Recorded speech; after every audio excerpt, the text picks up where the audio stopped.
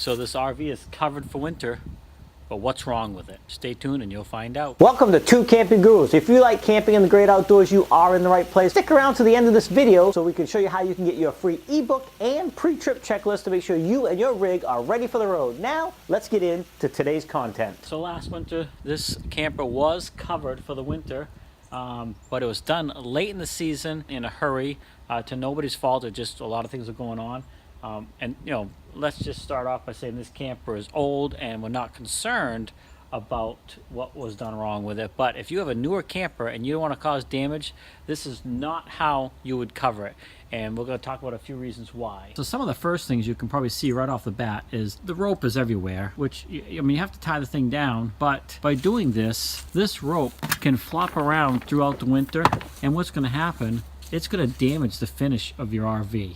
Okay, so you definitely don't want to do that. And part of the problem is the tarp itself was not really large enough to cover the whole RV, or at least go all the way down to the side, to the base. A couple tips when covering your RV: you want to get it as covered as much as possible, but you don't want the tarp to go down below the bottom of the RV. The reason for this is you want airflow underneath the RV. You know, any moisture, you can have a draft going underneath there, the moisture doesn't start to collect and cause accelerated rusting. So that's number one. And if you would have this tarp all the way down to the bottom, then you could hook into the eyelets with bungee cords or even rope and go underneath, and nothing would be actually touching the side of the RV, like the ropes and stuff, other than the tarp, which means you have a much less likely chance of causing damage to the finish of your RV. Now, another thing to consider that's wrong with this, and again, it's the only spot this camper could go at the time, is it's parked on loom. And that is definitely a no-no, because there's a lot of moisture in loom. It's not like gravel, so any moisture that's coming up out of the ground is going to, stick to the bottom of the RV, again causing accelerated rusting. That's exactly why you definitely don't want the tarp going down below there.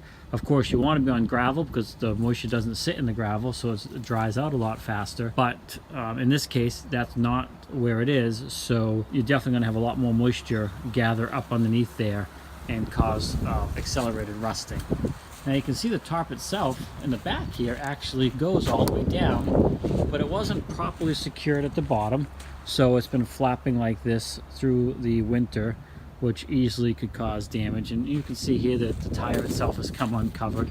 So again, not concerned because of the year. This is a 1970, mid-70s RV, so not a major concern for the side and all that. But if you have a RV or a travel trailer that you don't want damaged when covering it, then this is not the way to do it.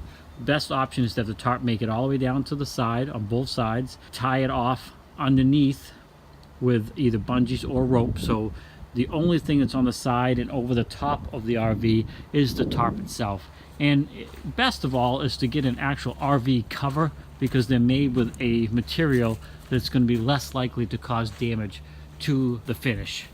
But in this case, again, like I said, it's not a huge concern. The one thing right here is the whole top is covered, so anything that might have gathered up there stayed on top of the tarp and was not going to get through to the RV itself. So that's, just some tips to take a look at and consider. All right, so if you're going to be covering your RV for the winter, the three things I would say is: one, make sure the tarp is large enough to make it to the base. Two, make sure it's tied off in a way that none of the rope or bungee cords are against the unit itself. They're all underneath. Three, make sure that the tarp or the cover does not go below the bottom line of the RV, so you can have good airflow until the following spring, when you can uncover it and you have a lot less moisture accumulation. Now, an added thing would be to make sure that you have a way that you can access the RV throughout the winter, to check inside to make sure there's no other additional problems. But those are my main three tips when covering an RV. There's a lot more out there, but I just wanted to point out some of the stuff that was wrong with this one so you don't make the same mistake, because over time, this blowing around in the wind is going to, take the finish off of your RV. Well, you made it to the end of the video. Hopefully you found something in this video that was helpful, useful. If nothing else, maybe we entertained you. And like I said at the beginning, you want that pre-trip checklist and ebook? You can go right down in the description, click on the link, it'll take you right over to it. Also, swing over to our website at twocampinggurus.com. We provide a lot of this information there as well, and some of it in written form if you prefer to read. So make sure you head over there. Don't forget to like, subscribe, comment, and as always, happy camping. We'll see you in the next video.